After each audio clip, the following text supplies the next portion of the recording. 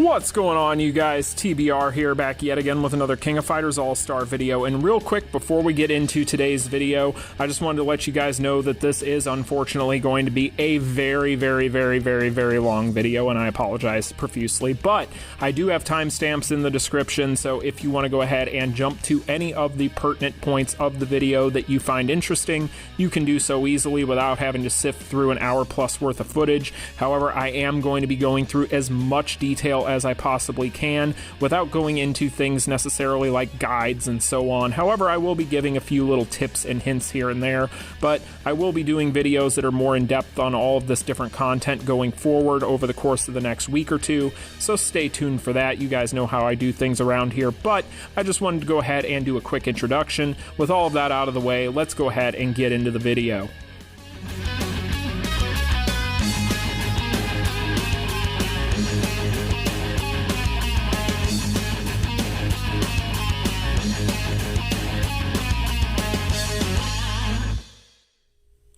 What's going on, you guys? TBR here, back yet again with another King of Fighters All-Star video, and in today's video we are going to be breaking down all things Guilty Gear collaboration as we take a look at the various in-game events, of which there are more than a few, as well as the newest characters to be added into the King of Fighters All-Star with the Guilty Gear collaboration. But before we get into all of that and more, make sure if you guys haven't already done so and you're new here to the channel, you smash that like button and subscribe. And without further ado, let's get into the breakdown.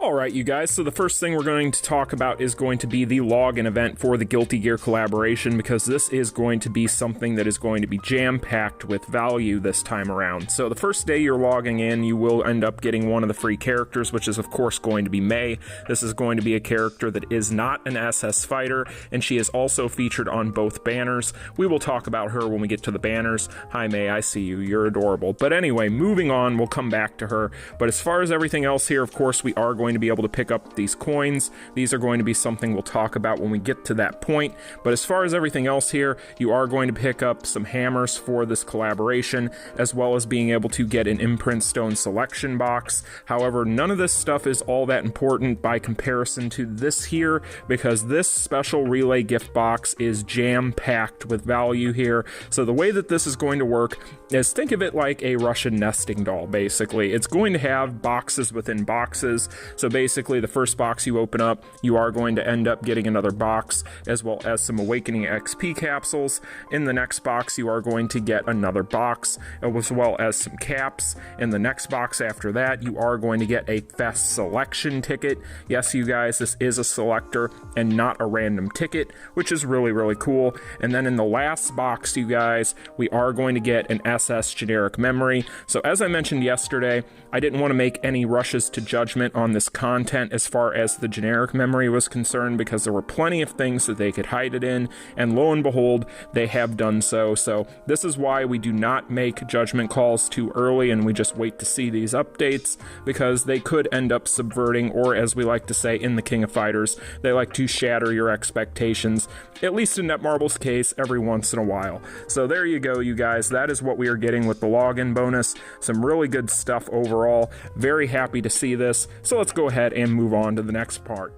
So here we have the error code Y2K Rush Dungeon event for the collaboration. Now structurally, this is going to be the exact same as all the other Rush Dungeons that have come before it. So of course my advice remains the same. You don't want to start grinding on this thing until this final chapter opens up, at which point you can go ham on it. Now as far as grinding this thing, of course you are going to want Guilty Gear characters and cards for that, because that is going to increase the drop percentage for your coins.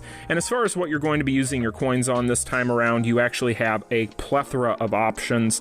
So as you guys can see here, they did put a RAMLETHAL memory in here, which it is not an SS memory, because of course she is not an SS character. So I guess it's nice to have it, but then again, you would have preferred to have seen an SS character in here. But I digress, it's still there and it's still free, or at least it's going to require a little grinding. But Anyway, moving on to the card now, of course we have the SP card for Saul Badguy. We knew that this was going to be in here. It's very nice that we're going to be able to pick this up, and lo and behold, we can actually pick up 3 copies if we really want to.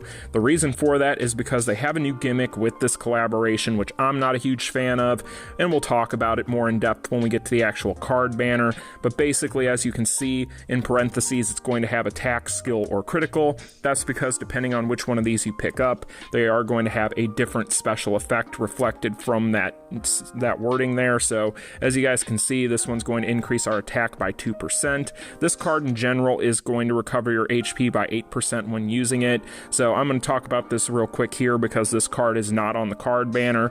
Basically, it's always nice to have any additional effect you can on any of these 3PG finishers. We've already talked about Saul Badguy's 3PG animation. It's very nice and very long, just like a lot of these cards for these characters. So this isn't a bad 3PG at all. I just hate the fact that they are doing this now, especially on banner, but we'll talk about it more later, I promise. So I'm wanting to rant about it, but I'm not going to. So basically, you get the attack one, or you can get the skill one. This one's going to increase your active skill damage by 4.5%, and then this one here is going to increase your critical damage by 6%. So in general, you guys, I think that I would want to go with the critical ones or the attack ones myself, but it's all up to you at the end of the day. All of them are going to be pretty decent. That's just my opinion, but you can pick up all 3 of them and not have to make that decision. No big deal. Now, when it comes to the card set here, there is going to be a free 5-star card set, just like any collaboration. So this one's going to increase our attack by 4.3% and recovers HP by 8% and increases attack by a further 15% for 10 seconds when tagging in a Guilty Gear fighter. So in general, pretty much par for the course with what we've come to expect for 5-star card sets for collaborations. It's not anything overly broken, but it's not a bad set either. I would definitely make sure that you pick this up. As I always tell people, you want to pick up as much of this stuff as you can during the collaboration windows, because the odds of these rerunning are very low, but it is a nice little free set. It's just not going to be anything overly broken. Now, as far as everything else in here, of course, you want to pick up the hammers every day. There's going to be plenty of options for capsules and so on. So you guys can go ahead and go wild with this thing if you still have any AP left, but in general, this is really nice, and I do like this exchange shop a lot better than a lot of the ones we've gotten for a lot of these rush dungeons recently. I just really wish that they would not be doing this new card gimmick, but again, I'll talk more about that when we get to the actual card banner. So now we can go ahead and move on, but that is going to be your rush dungeon event for the Guilty Gear collaboration.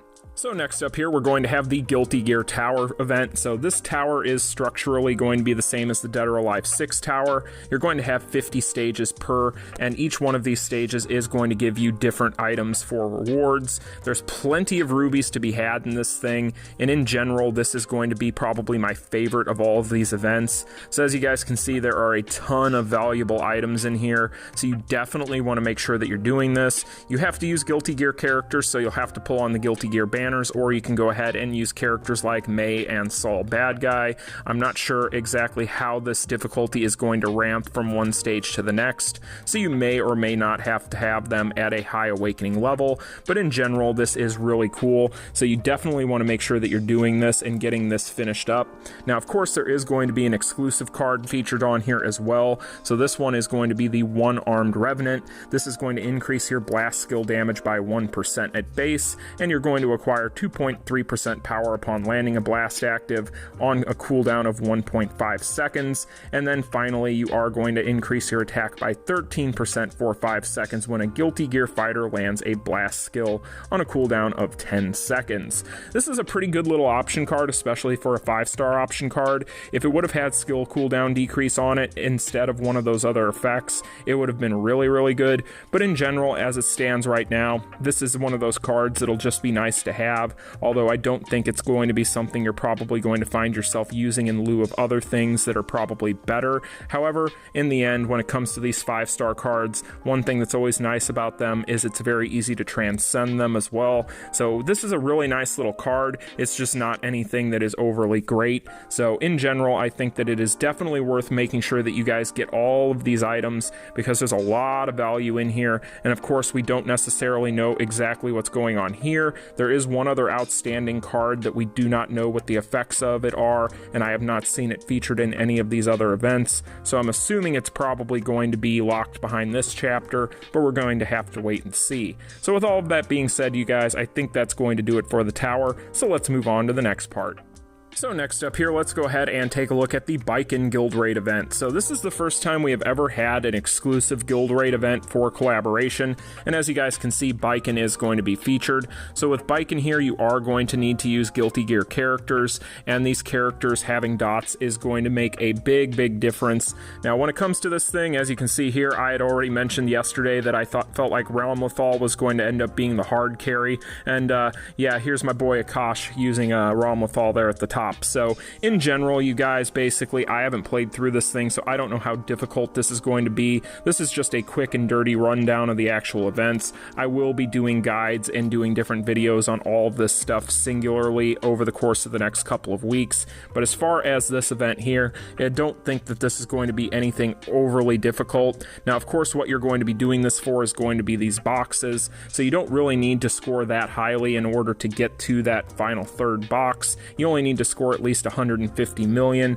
so I get the feeling for the most part that's not going to be all that difficult. Now as you can see here, as far as the contents of the boxes, we are going to be able to pick up several of these different ores for our different imprint stones, as well as some various items. This guy here is also going to be very important, as we are going to be talking about where to use that soon as well. So in general, you guys, the final box here, as you guys can see, those will be the contents. So in general, this is just another event to keep us busy. I don't think that this is going to be anything, like I mentioned, overly difficult as long as you have some of these other characters. I still think that there's a huge value proposition in Volume 2 of this banner, so if you guys want to pick up, say, a RAMLETHal and build her up with some dimensional invites, that's probably going to be a really easy way to get through some of this content, but time will tell. Like I said, I haven't gone in and actually played this yet, but I will be doing so later today. But that is going to do it for the BAIKEN Guild Raid event. Really cool that they're doing these, and I hope that this is something they continue to do with future collaborations. So next up here, guys, let's go ahead and take a look at the Carnival event. So this time around, the Carnival event is going to be structured very differently from what we've come to expect. You guys can see the different items that you can get here. Of course, you can get those coins, as well as getting these various other items. This guy here is pretty much just going to be what you have come to expect from some of these memory selection boxes. So you can select a memory here. This is also going to be able to yield you an SS memory for one of your favorite SS fighters on this collaboration. So they are being pretty darn generous with some of these memories this time around, you guys. I'm very happy with a lot of what I've seen with this collaboration in general. So this is just another way that we can get a memory here, which is really cool. Now, of course, you do have to finish this thing. Now, how are you going to get points for it total in general? Well, this time around, it is not going to be memory, and it is not going to be card-based. Instead, you are going to have to go in and do these different events. So this time around, they're basically wanting you to have to play the game. There are going to be different things that you can do, whether they're part of the actual collaboration, or you can even play some of the regular dungeons that we have available at all times. But make sure that you guys look in here and make sure that you are doing this every single day, every one of these things, because you want to finish this thing for this memory box. This is very important. So in general, you guys, I'm a big fan of what I'm seeing here. And again, for the repeat reward, you will be able to get more of these coins. And again, those will be something that you will be using in another event that we're yet to talk about in this video. But in general, you guys, this time around, I'm going to wait and see what this looks like by the end of the event. But as it sits right now, this shouldn't be anything that is overly difficult. It does seem as though that this is going to be fairly easy to get through, but time will tell. We'll have to wait and see how these things ramp as far as these points go, because this could be something that might be a little difficult to get through by the end, but I am going to wait and see, because I don't necessarily have any of the number breakdowns in front of me yet for that. So I'm going to wait and see on that, but that is going to be the Carnival event. So next up here, you guys, let's take a look at the special event mission for the Guilty Gear collaboration, and as you guys can see, this is going to be structurally very similar to what we saw with the Marie Rose event for the most part, but there is a major difference, which we'll talk about next. So as you guys can see here, you are going to have to be able to do all of these different in-game events and different things daily in order to pick up these coins. So this isn't anything that is overly difficult. However, if it is going to be similar to what we saw with Marie Rose, then then one would assume that these are going to start to slow down as far as the frequency at which you can pick them up over time. However, we aren't necessarily sure how these scale quite yet, but in general, you guys, just make sure that you're doing as much of these as humanly possible each and every day. It looks like for the most part, they're basically just rewarding you for doing your daily missions. So in general, you'll just be doing kind of what you would normally do, as well as playing the Guilty Gear events as well. So these coins you are going to be using in the thing we will be talking about next, which is of course going to be that special banner, and this is going to be how you're going to be able to pick up Saul Badguy and his memories, is with these coins. So make sure, if you're a fan of him or a completionist, that you are doing as much of this as humanly possible. But that is going to be the special event mission tab this time around, and let's go ahead and take a look at where you're going to be using these coins.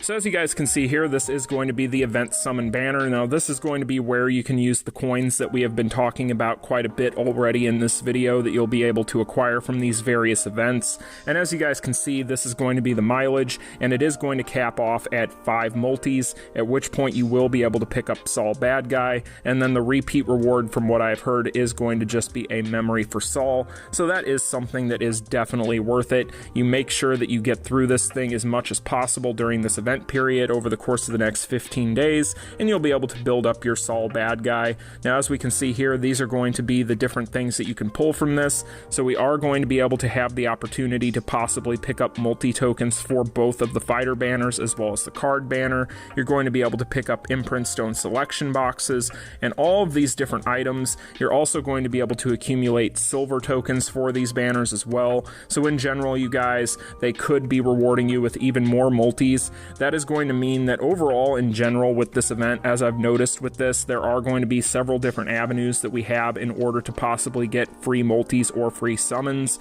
So my recommendation to you guys is probably to slow roll this event. There are going to be plenty of different ways you can pick up these different tokens and these different summons. So I would say that you'll want to be sparing on the amount of rubies that you're using, especially on day 1 right now with that login event not being finished for that ruby login. We still have several rubies available to us on that login bonus that we haven't gotten yet.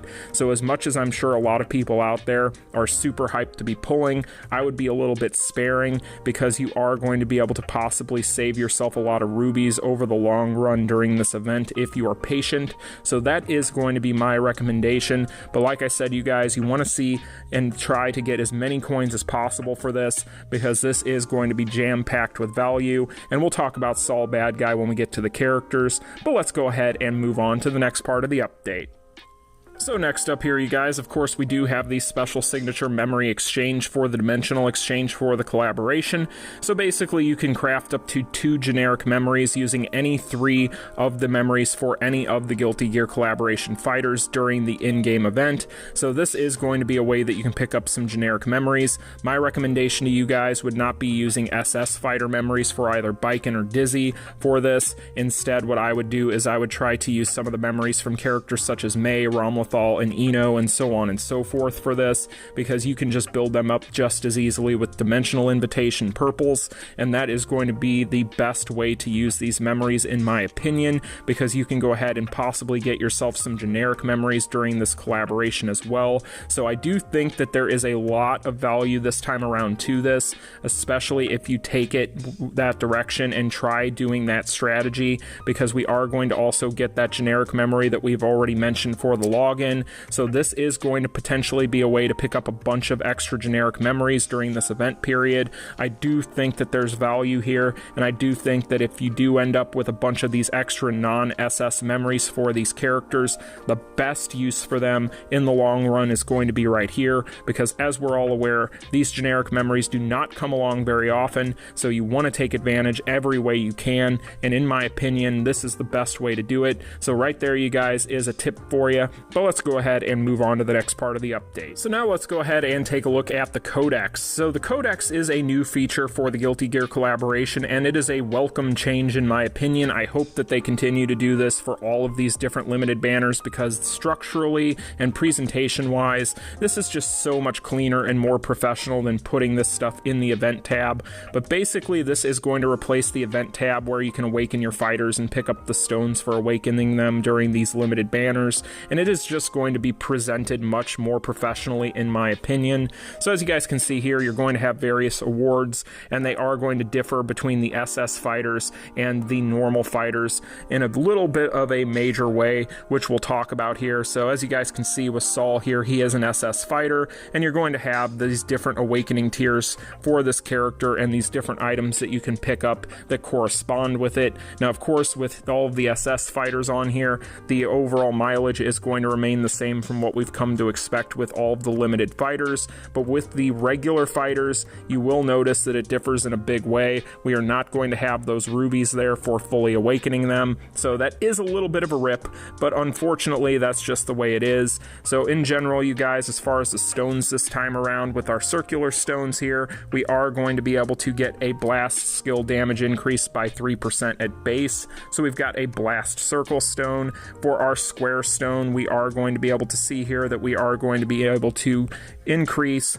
our, if I can get it to work, increase our Guilty Gear fighters critical damage by 10%, so that is going to be your square stone. And then finally, when it comes to the final stone, which is of course going to be the hexagonal stone, we are going to be able to increase our Guilty Gear fighters active skill damage. So in general, you guys, those are going to be the stones this time around. Pretty nice overall. These are really good stones, and you'll of course want to build those up using these new hammers for the event, as well as whatever hammers you have grinded out and accumulated over time. But in general, you guys, I think that this is a really cool little change, and I do like that they went ahead and did this, because like I said, as far as a presentation standpoint is concerned, this is a lot nicer and a lot cleaner than what we've come to expect. So good on you, Netmarble, more of this. So anyway, you guys, let's go ahead and move on to the next part of the update. We're getting there, I promise.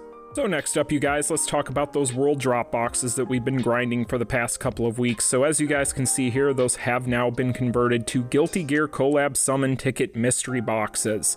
So basically now those boxes that we got during that world drop event are going to be in our inventory as these Summon Ticket mystery boxes, which are going to be very, very welcome, because you are going to have the opportunity to pick up not only fighter summon tickets for Volume 1, but also battle card summon tickets for the battle card banner. So in general, you guys, hopefully you've been grinding that world drop event during the event period, because you were handsomely rewarded for doing so. So basically, my recommendation to you guys, make sure that you open these up before you use your hard-earned rubies, because you could end up saving yourself some rubies in the long run doing this. So let's go ahead and open these up. So there you go. I have 2 multis for the fighters for Volume 1, and I have 1.3 multis for the battle cards. So in general, you guys, this was a really nice world drop event. I'm glad to see that we were handsomely rewarded for all that AP and all those skip tickets that died that day. So good on you, Netmarble. Another really nice part of this update. But that is going to do it for those mystery boxes. Just make sure that you guys check your inventory and open those up before you summon.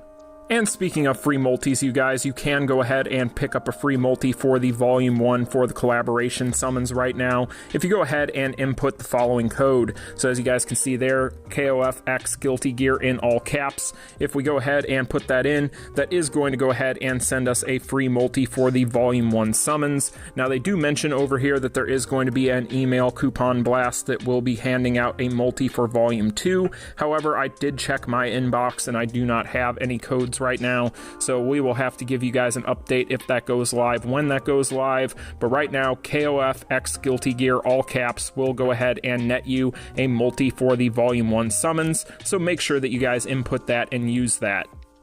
So next up, you guys, let's go ahead and talk about the event crafting menu. So this is actually a really nice little addition. As you guys can see, you are going to be able to craft these boxes here that are going to reward you with the star and the moon imprint stones. Now these are not going to be selection boxes, these are going to be mystery boxes, but as you guys can see, they are going to include all of the stones, whether they're HP, defense, or even attack. So we are going to have an additional way of picking up these stones, which before had been very, very limited on the ways that we could get them, mainly just sequestered to the crafting menu and playing chapter of fight and so on. So this is just a bonus thing that we are getting with this. Now as far as how you're going to do this, you're going to need these 2 different kinds of fragments. So basically the way that you're going to be able to pick these up is you're going to be able to get these guys here from the new Rush Dungeon event, and then you're going to be able to pick these up from the BAIKEN Guild Raid. So in general, you'll want to make sure that you're playing all of this stuff for the Guilty Gear collaboration each day in order to maximize eyes on these,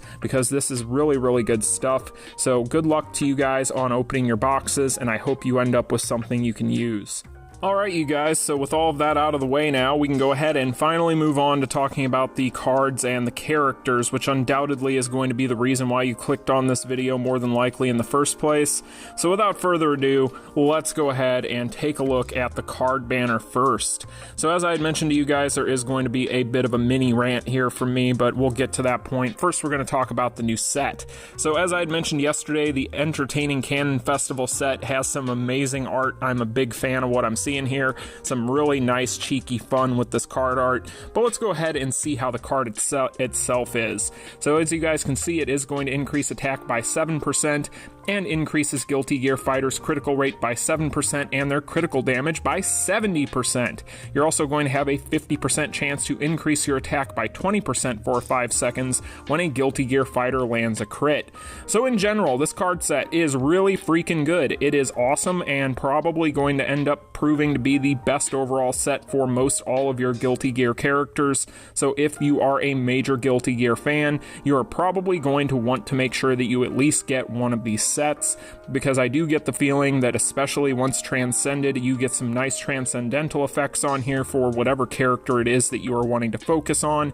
Then this is going to be an overwhelmingly good set for that character, and in general I am really happy with what I'm seeing here. So as far as the card set is concerned, really solid. I am a big fan. Anytime you get crit, of course you are going to be able to increase your CP in a huge way, and although CP is a bit of an overrated statistic and it isn't something that necessarily tells you the entire story as far as performance is concerned, critical is always going to be something that you want to go for in this game. So in general, this card set, in my opinion, is going to be something to definitely take a look at before the end of this collaboration. And as I have always said, when it comes to cards, they do typically age a lot more gracefully than characters do.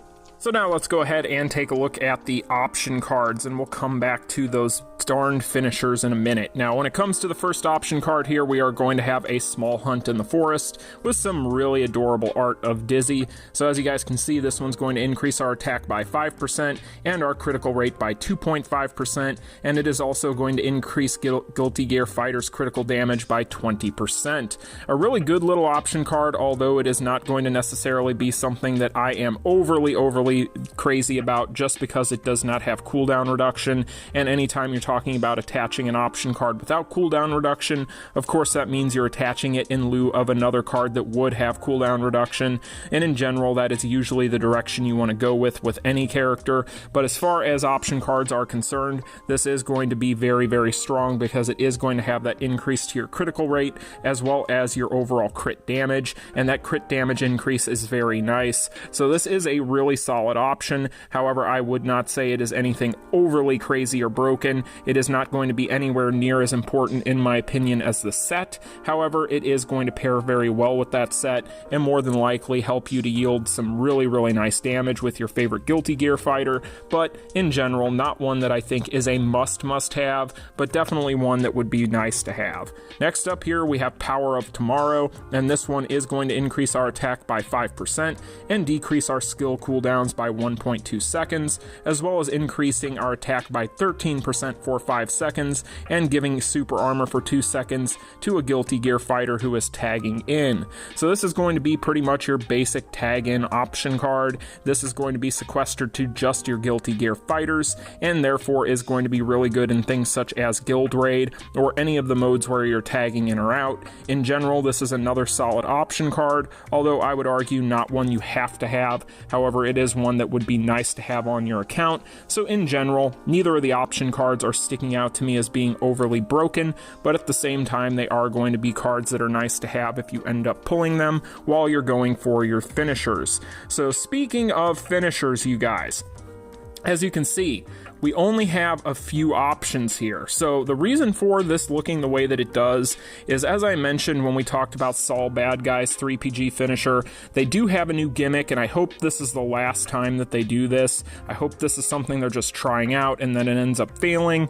But basically, you will notice that you are going to be able to pick up 3 different versions of every one of these finishers for all of these characters off this banner, and basically they are all going to be having those different effects that are in parentheses there next to the name of the card. So in general, what we saw with Saul Badguy parlays itself over here to the card banner. I do not like this at all. I think this is BS, and I am not meaning BS characters, if you know what I mean. Basically what this means is if you want any of these in particular, you're going to have to spend just that much more, and while they are giving us plenty of ways to get tickets to summon on these various banners, it does not, in my opinion, make up for this, because chances are you're probably going to be going for a crit version or the attack one, and you might not end up with that, and then at that point you end up pulling more, and I wouldn't fall into that trap, guys. I would just settle for whatever you get, because in general, you can always transcend these things and get an effect if you can't get the one that you initially want right off the bat, and I don't necessarily think that it is going to be worth spending so many more rubies just to pull for these. This is just another way to prey on FOMO, and in my opinion, is not a good decision to make and not something I want to see them do going forward. So again, let's hope that this is just a gimmick that is going to be sequestered to this collaboration.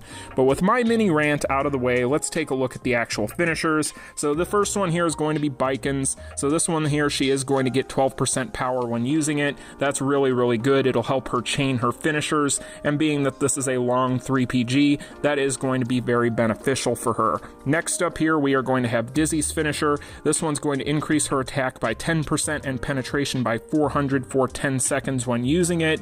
Really, really good effect. Anytime you have penetration, you always like to see it. Next up here, we are going to have Megalomania, which is going to be Eno's card. This is going to increase her penetration by 800 for 10 seconds. Not quite as good as the previous one, but still solid. All of these effects are always nice little bonuses, but that one is definitely probably the weakest of the ones we've looked at thus far. Now this is going to be RAMLETHAL's. She's going to increase her attack by 12% for 10 seconds. This is really, really solid as well. A flat increase to your attack of 12% is really, really good, especially when these characters are probably going to be hitting extremely hard. And then we have May's finisher here. This one's going to increase our critical rate by 5% and critical damage by 20% for 10 seconds. This is probably my favorite of all of these. This one's super, super solid. May has a really long finisher and it's really, really powerful. So in my opinion, she definitely made out really well with this card. And I do think that this is going to be a really good overall character just for a free-to-play player out there. But we'll talk about her kit momentarily. So that is pretty much going to do it for the cards, you guys. We've already talked about Saul Badguy's card. That one is going to be available through the exchange shop that we've already talked about. So now we can go ahead and talk about the characters, and let's go ahead and start off with Volume 1, and we're going to talk about BAIKEN. So BAIKEN is going to be a purple attack type with a leadership ability that increases attack type fighters' attack by 40% and their critical damage by 50%. That is a really interesting mixed leadership ability, and one that I do get the feeling is going to be quite useful for a lot of different things. Critical damage increase is typically something that, in my opinion, on a leadership ability isn't necessarily ever going to be as good as your power charge. However, being the fact that this is going to be kind of an outlier from the norm on what we've come to expect with leadership abilities, I am curious to go ahead and test this out with specific fighters. So in general, not the greatest leadership ability in the world, but still extremely good, and one that I do think is going to end up having its uses, but time will tell. As far as the typing is concerned, of course, she is going to be a purple attack type. That is going to be good for things such as high levels of Reviving Hell's Dungeon, and in general, she's in a pretty good spot overall, just on a surface level. But let's go ahead and dive deeper. Let's take a look at the cores. So right off the bat, you're going to be greeted with that 30% power charge rate increase. That is something you always love to see on these characters. And with BAIKEN, she is going to have mixed dot. So this is going to be a character that is going to have bleed as well as shock, which is really, really good and a really interesting combination. But of course, it comes down to how well she's able to use it. So first up here on the exclusive cores, we have Colonial Survivor. This is going to increase the target's damage received by 28% for 5 seconds upon upon landing an attack on a shocked target on a cooldown of 10 seconds. She's also going to increase her active skill damage on a bleeding target by 80%, which is a whopping multiplier there, really good. She's also going to gain 10% power when attacked while in fear, and apply fear to the attacker for 2 seconds on a cooldown of 7 seconds. So this is actually a really nice little core overall. Of course, she's going to be able to do a lot of damage thanks to this core, but also for PvP, which is really where I think that this character is going to shine the most. That 10% power when attacked while in fear and being able to apply fear for 2 seconds is basically an anti-fear mechanic, which is really important, especially with the metagame of championships such as it is right now. So this is a really nice overall core, not necessarily one that is going to apply itself too much to PvE, but for PvP, really solid. Now we have one-armed Revenant here. This is going to give us a 30% chance to become immune to damage for 3 seconds when attacked on a cooldown of 12 seconds, which is really nice. And then this is also going to have a PvP exclusive that casts a critical hit shield that absorbs damage for 7 seconds when attacked if her HP is 50% or lower, and removes the shield upon taking 6 critical hits on a cooldown of 15 seconds. So this is going to be interesting. This is a different form of the bubble shield. Now, being that this is different from the normal bubble shield, I'm going to wait and see whether or not this is going to perform better, worse, or the same as the normal bubble shield. But considering the fact that it is going to absorb damage until there are 6 crits landed on it, I could definitely see it going either way. But this is definitely a different version of this bubble shield, which is already a broken mechanic, so time will tell. And then of course we have the Guilty Gear exclusive core that all these characters are going to share. This time around it increases attack by 35% if our HP is 50% or more, and decreases our damage received by 70% for 3 seconds when our accumulated attacks received, guard included, reaches 5 times on a cooldown of 15 seconds. So overall, you guys, I'm really happy with the cores in general with BAIKEN. BAIKEN is looking very strong. She's looking like she is going to be a pure damage nuke, a character that is going to be extremely good not just for PvP but also probably PvE as well, just based solely upon the fact that she is going to have such a high damage threshold as an SS character. So moving on to the skills now, we'll take a look at the S1. Now this is going to increase the target's damage received by 28% for 8 seconds upon landing a skill, and resets the skill cooldown of our S2 on a cooldown of 12 seconds. So basically we're going to have an increase to the target's damage received and a skill cooldown reset on the S2, so not a bad S1. Now on the S2, this is going to be our source of hyper armor for 3 seconds. She's also going to be able to apply fear to the enemy for 3 seconds upon landing a skill, guard included, and this is an airborne and an interrupt. So basically you can go ahead and use this as an airborne interrupt. You have fear on there and hyper armor. This is a deadly skill, and it is extremely solid, but we are going to talk now about the chain part of these skills because we do have quite a bit here to talk about, so let's get into this. So you're basically going to be able to deal shock damage equal to 38% of attack to the target every 1 second for 7 seconds on the first part of this skill, and then on the second part you're going to be able to apply bloodshed to the target for 7 seconds upon landing a skill. And this is a really nice overall chain of events here because you are going to be able to deal different dots, including shock and bleed. This is something that could be good for things such as Nightmare Geese and Guild Raid. However, being the fact that she is going to not have a lot of multi-hits,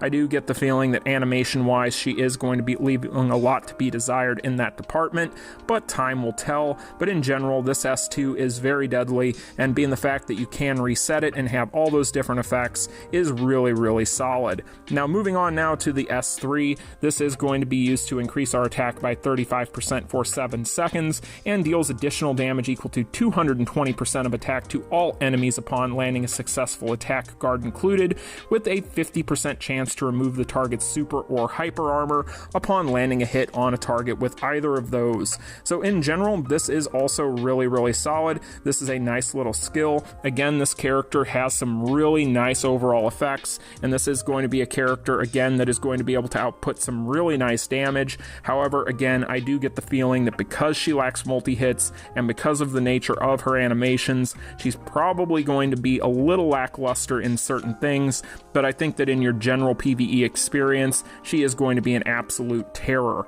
Now, when it comes to her core finisher, she has a 60% chance to reset the active skill cooldowns when using a skill. This is stupid good for a core finisher.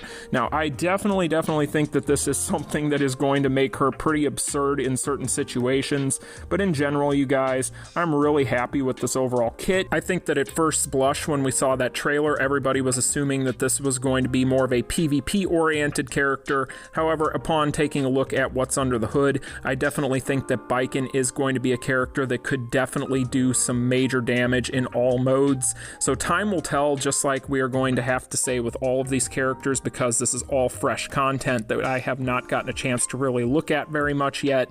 But in general, I do think that as an SS character, if you're willing to make the investment, that BAIKEN is going to be an extremely strong player in the meta. But now let's move on and take a look at Ino.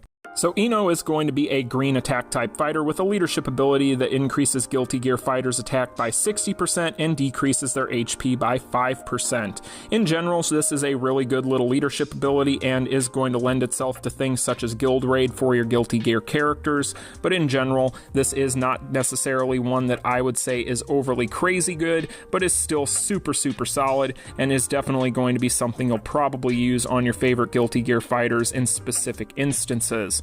When it comes to her overall typing, she has a green attack type, which isn't necessarily going to be called for much in the game, but overall, she is an attack type, so that does bode well for her overall damage output. But when it comes to Ino, I'm not that impressed by this character, especially when it comes to her animations. This isn't a character that I think is necessarily going to be anything super crazy, but time will tell. So as you guys can see, she is not going to have that 30% power charge rate increase, but instead she is going to have a 30% poison attack damage increase, and she is going to have a 20% power charge rate increase. So that is what we've got going on there. When it comes to the exclusive cores, she is going to have Time Traveler, which decreases the cooldown of antidepressant scale by 0.5 seconds every time a basic attack lands. So this is going to be a variation of what we've seen with that skill cooldown that we have seen on these cores in the past. This one is only going to work on one specific skill whenever you land your basics. So interesting little take on that, a little bit of a variation on that other cooldown reduction core we've seen in the past, like I mentioned, and we've seen that with several of these characters in this collab where they're taking these things that we've had before and kind of adding new twists to them.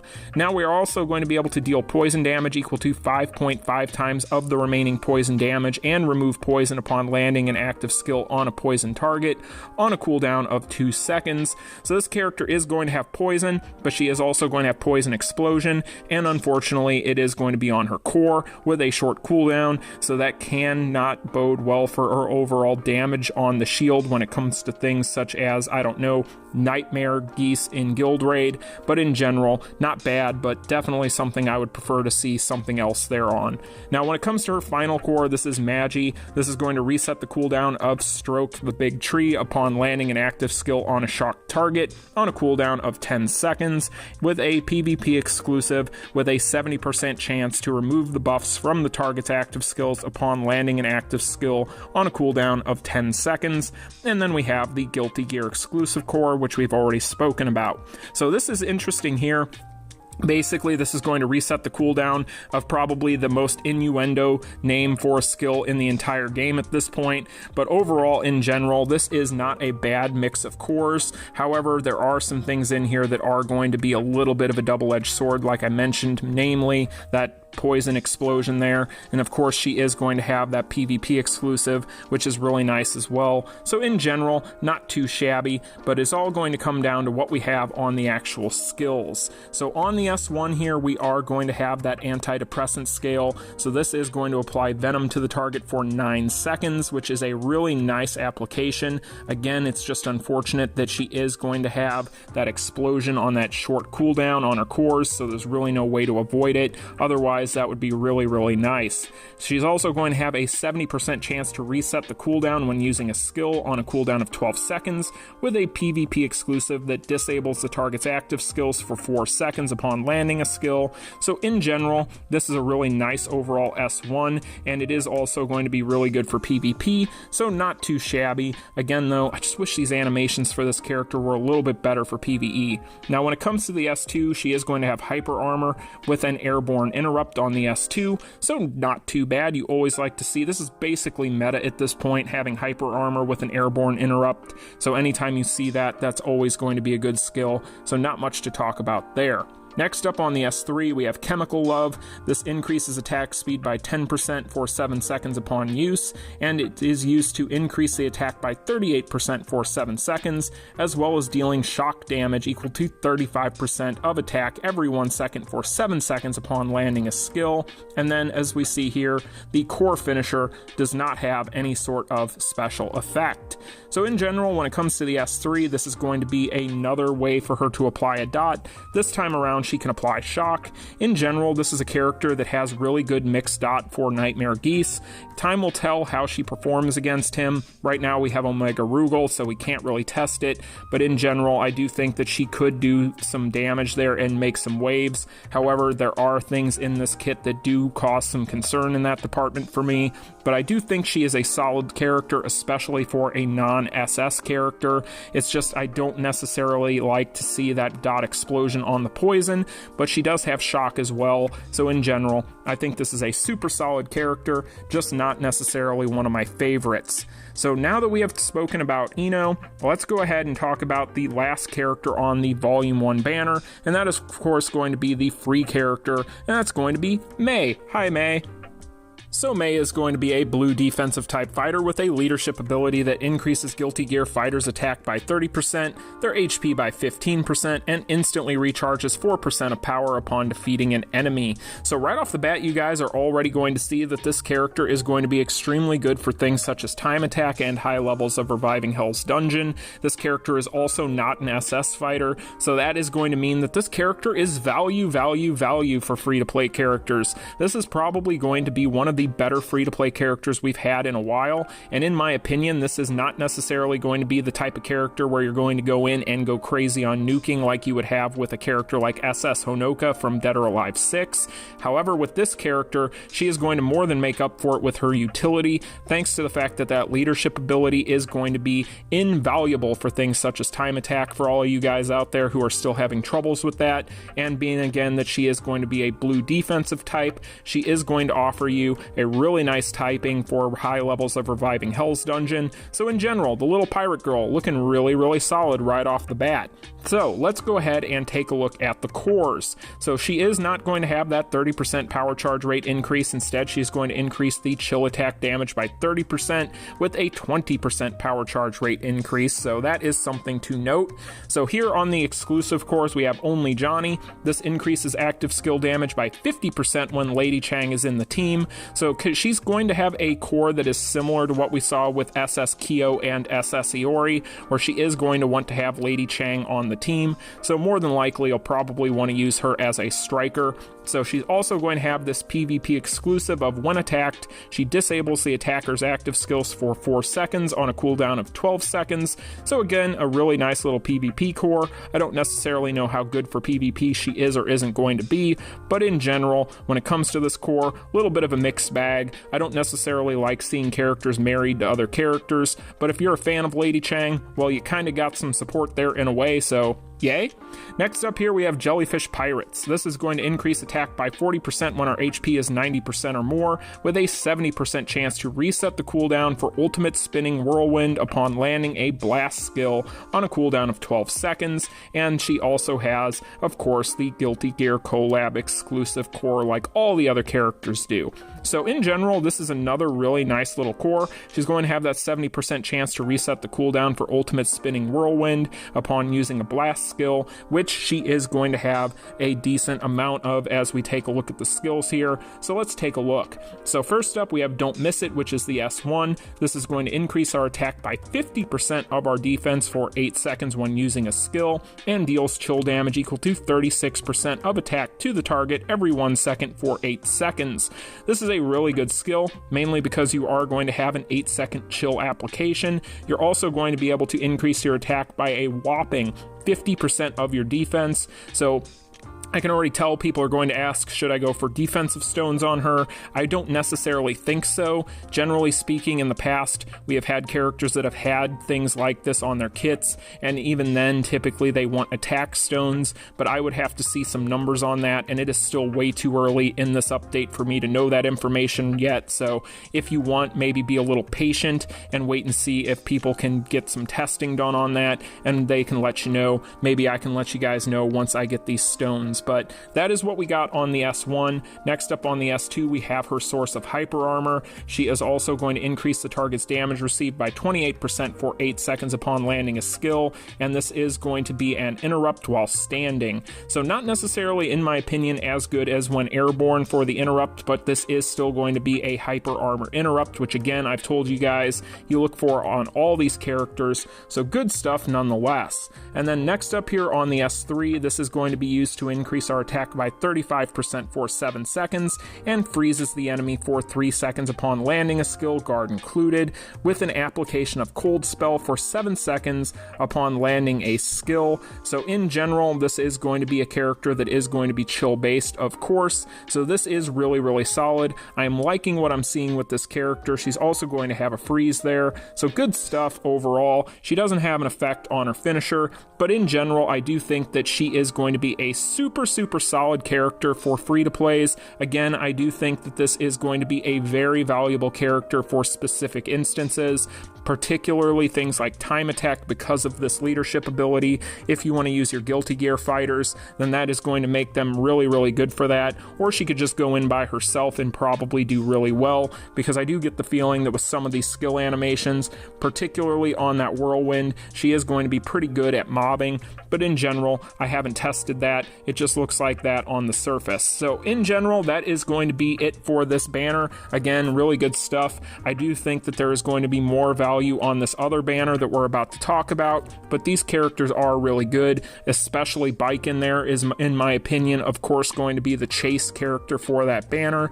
But again, I do still get the feeling that she's going to be more hardwired for PvP, but we'll have to wait and see. I have not seen any of these characters in action in any of these different modes yet. It is still way too early in the release. So next up here, let's talk about Banner 2, and we're going to start right off the bat here, and we're going to talk about Dizzy, which is going to be the SS character for this banner, and one of the characters I was most excited for. Did they do her justice? Well, let's go ahead and find out. So Dizzy is going to be a blue balance type fighter with a leadership ability that increases balance type fighters' attack by 60% and decreases their HP by 5%. As far as the typing is concerned, not really called for much of anything, so not much to write home about there. However, the leadership ability is really solid, being able to increase balance type fighters' attack by 60%. That is really solid in my opinion, and in general is going to be very good because balance type fighters have gotten a bunch of major support over the past couple of months in the form of new fighters, so in general this is a really solid leadership ability overall.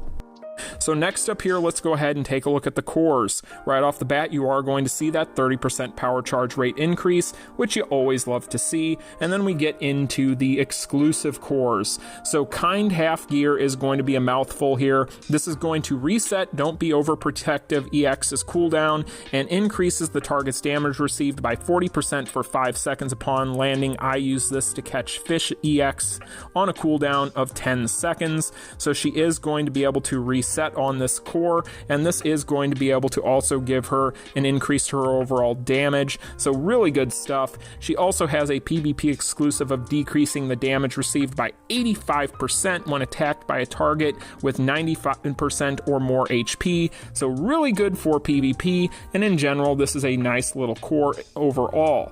Now on Overprotectors, we have an increase to attack by 7% and penetration by 500 for 5 seconds upon attacking an an enemy, and this stacks up to 5 times. This is really, really good, you guys. This is something that is actually a super, super good core. We've seen these types of cores on these characters in the past. This one here, if I do remember correctly, might end up being the best of all of them. This is one of the types of cores that made characters such as Pretty Zero as strong as they were on damage for so long, and on a character like this, I do get the feeling that she is going to have some insane damage ramp, but time will tell.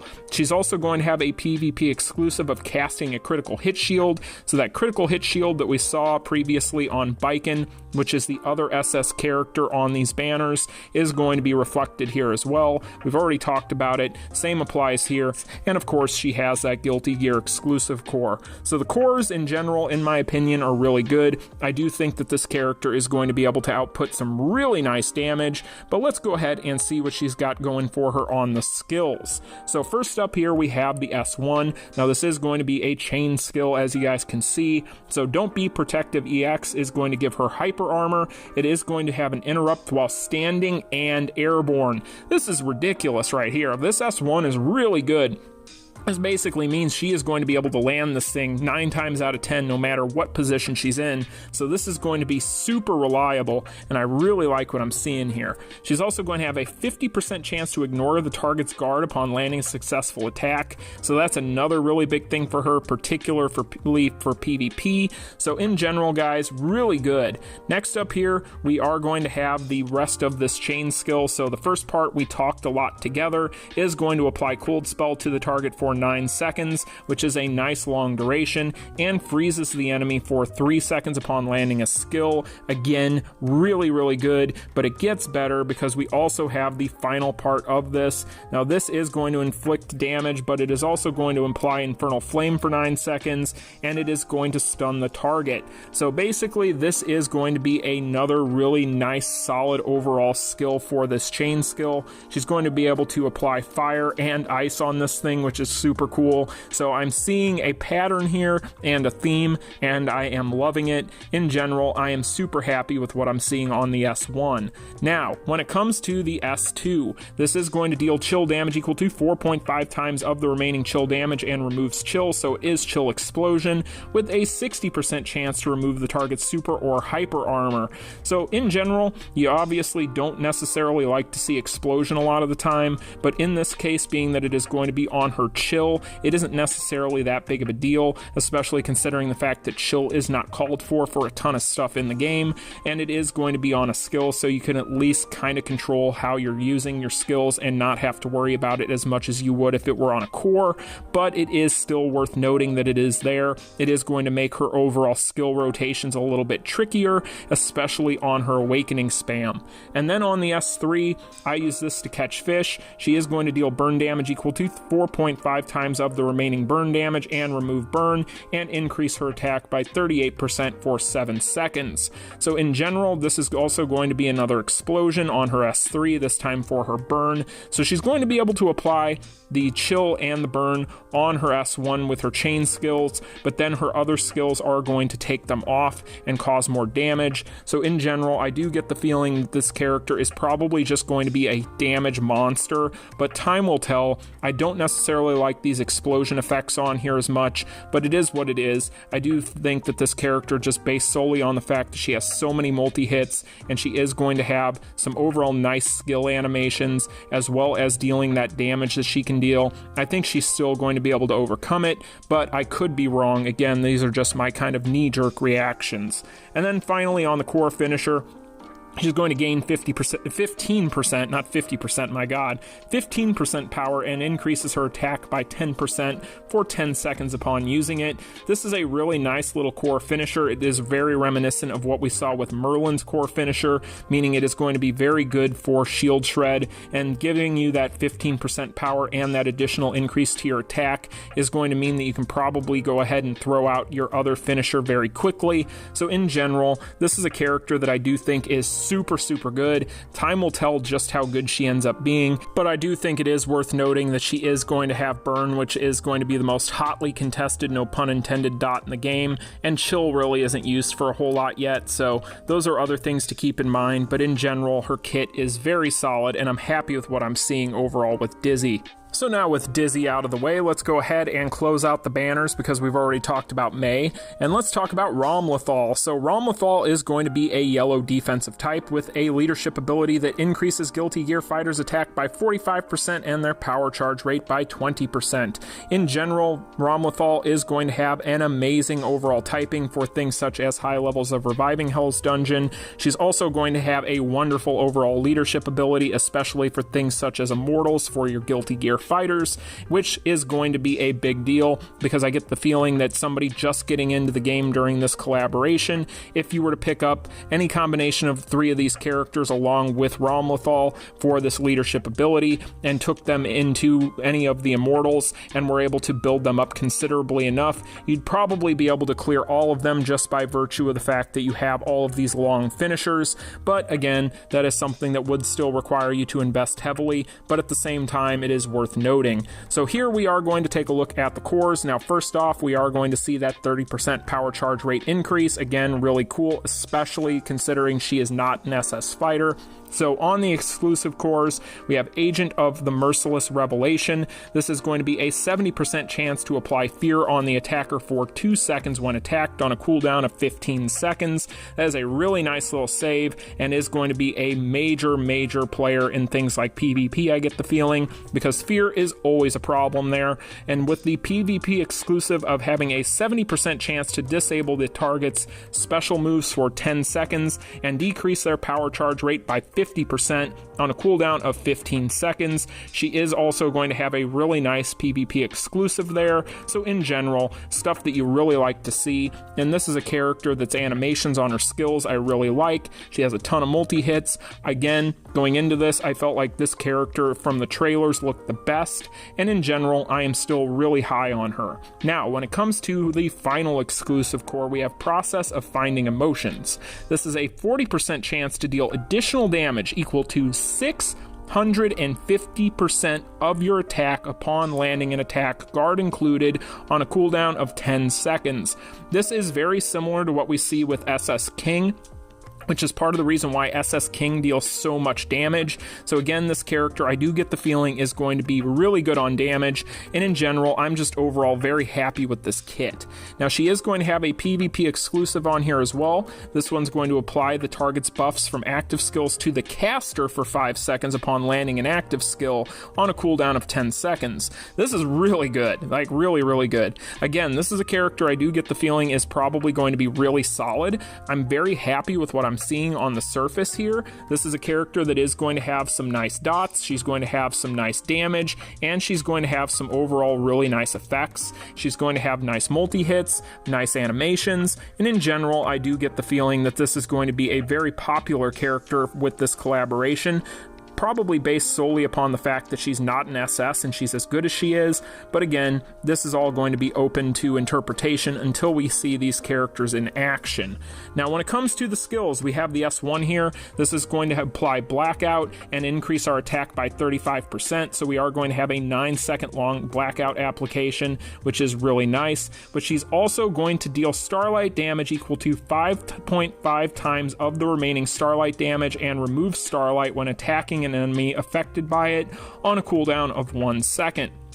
So in general, she is going to be able to have Starlight Explosion with Blackout on the same skill, as well as having an attack increase. This is a really nice skill, but it only gets better as we go through here. Again, you don't necessarily like to see Explosion, but when a character has this many multi-hits and this much damage, I do get the feeling that she is probably going to be really powerful. So we also have on the S2 the application of Fear to an enemy for 3 seconds upon landing a skill, guard included. We also have Radiant damage for 9 seconds upon landing a skill, guard included. We are going to then have Darkness Explosion here as well. So this is kind of the inverse of what we had with the S1 on the S2, and we are also going to have an application of Fear. So in general, again, really good stuff. This is going to be a major Fear tune, which is a big deal, and she's also going to have some really cool dot mixes on here, so I'm really happy with that. Next up on Flama Cargo, we are going to have a Hyper Armor as well as having an interrupt while standing or airborne. So again, we have another standing / airborne interrupt here with hyper armor. This character has a lot of weapons at her disposal. Again, no pun intended. And then finally, on her core finisher, she's going to apply darkness equal to 20% of attack every 1 second for 10 seconds to the target upon landing a skill, and deal starlight damage equal to 20% of attack every 1 second for 10 seconds to the target upon landing a skill. Good lord, this character is silly. So, RAMLETHAL, stop, just calm down. Like, I'm really happy with this character, you guys. I think that this character on a surface level just looks really, really ridiculous. Again, time will tell. These are all just my first impressions, but this is a really, really solid character. I do plan on going pretty heavy on this Volume 2 banner and seeing what I can end up with, but I am going to take it slow when it comes to pulling, again, for the various reasons we outlined at the beginning of this video, which, with how long this video is going to end up being, if you can even remember that, then good on you. But next up here, we have one other character that we do need to talk about. Of course, we can't forget Saul Badguy, our other technically free character with the collaboration. He is going to be a free SS. Does he live up to that? Well, let's find out. So Saul Badguy is going to be a red balance type with a leadership ability that increases all fighters' attack by 20% and active skill damage by 30%. Leadership ability wise, that is not going to be something you're probably ever going to use, so we're just going to move on and talk about the typing, which is as a red balance type, going to make this character really good for high levels of Reviving Hell's Dungeon, and we have seen quite a few Reviving Hell's Dungeon characters in this collaboration, which is always going to be welcome. So next up here, we do have that 30% power charge rate increase. Again, you like to see it. And then we get into the exclusive cores here. Now he is going to deal 5.5 times the remaining burn damage to the target and remove burn upon landing an active skill on a burn target on a cooldown of 1 second.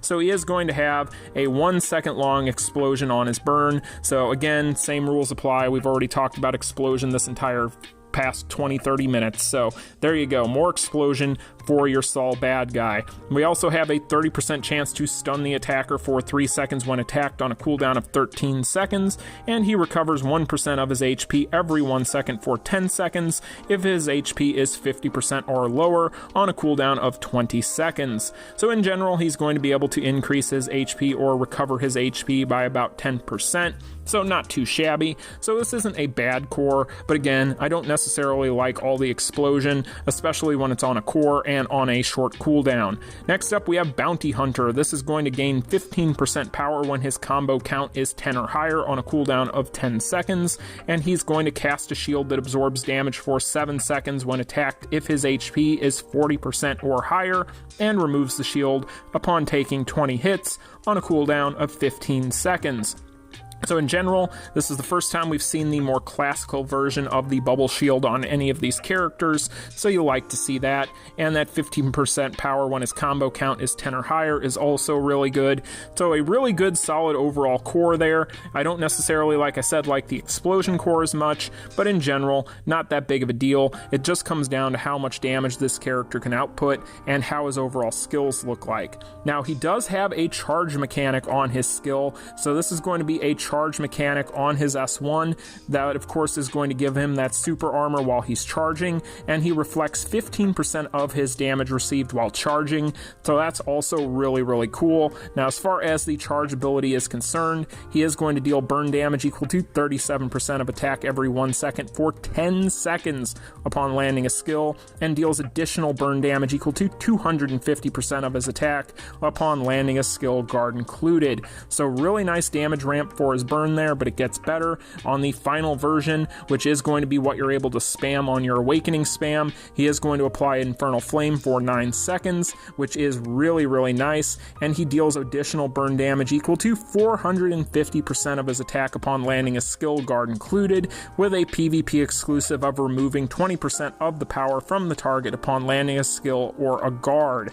So in general, this is a really, really good overall charge mechanic ability, and this is going to do really well for his overall damage ramp. This is going to mean that this character is probably going to output a lot of really good damage, but time will tell. He doesn't have a lot of multi-hits in his kit, so he is going to be a character, if he is going to be good for specific things like Guild Raid, where he is probably going to be more along the lines of an SS Kyo, where his shield shred isn't necessarily amazing, but it is still really, really solid thanks to his finishers, and he's overall going to output really good damage.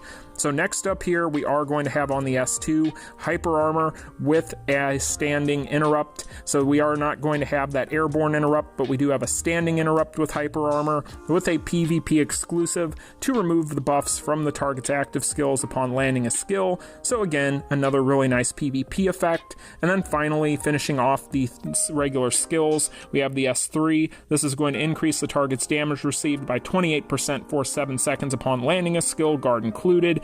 Deal additional burn damage equal to 350% of his attack upon landing a skill, guard included, and stun the target for 3 seconds upon landing a skill, guard included.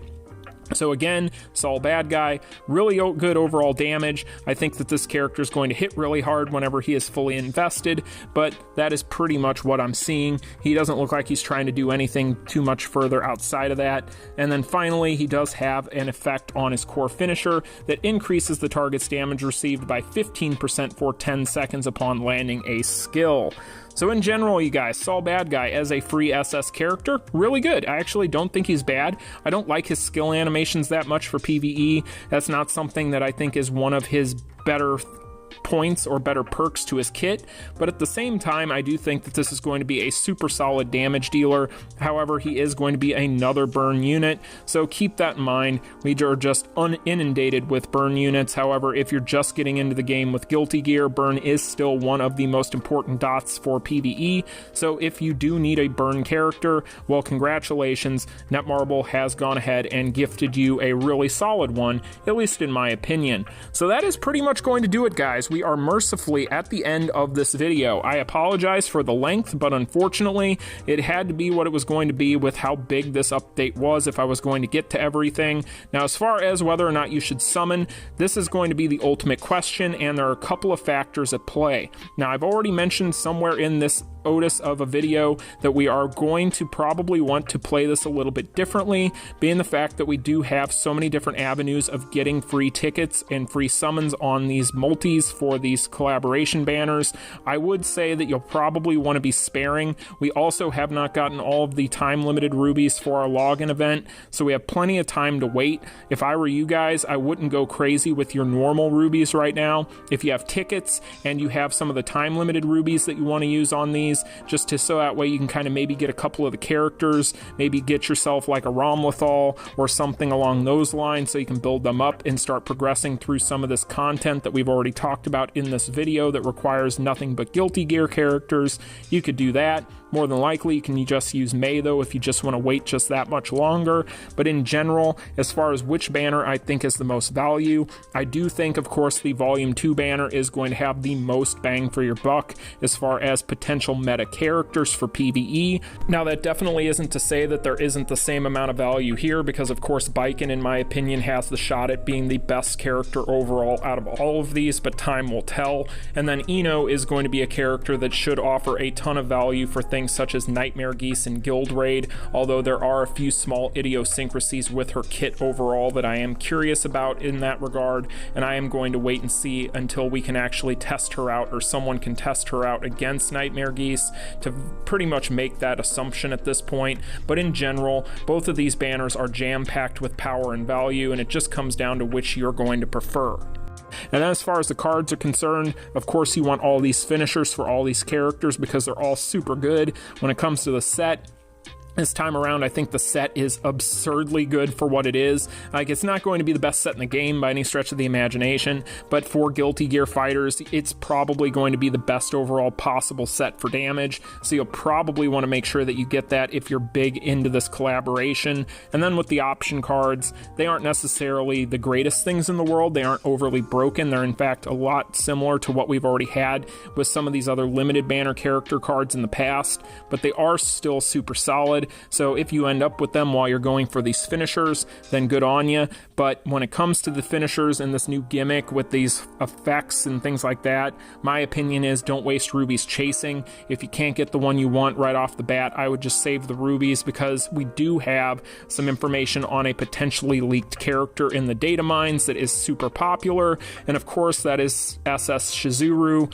So there is a chance that SS CHIZURU is going to be coming soon, but time will tell. It just comes down to how you want to budget and what your priorities are. But that is going to do it for the video, you guys. If you stuck out the entire hour-plus video, I appreciate you more than you could ever know, but I highly doubt anybody did. That's why I left timestamps in the description for all of you. So with all of that being said, you guys, this video is long enough. I'm going to get out of here. Hopefully I didn't miss anything, but it is definitely possible with the amount of stuff with this update. So if I did, let me know in the comments section and I will make sure to get to it later.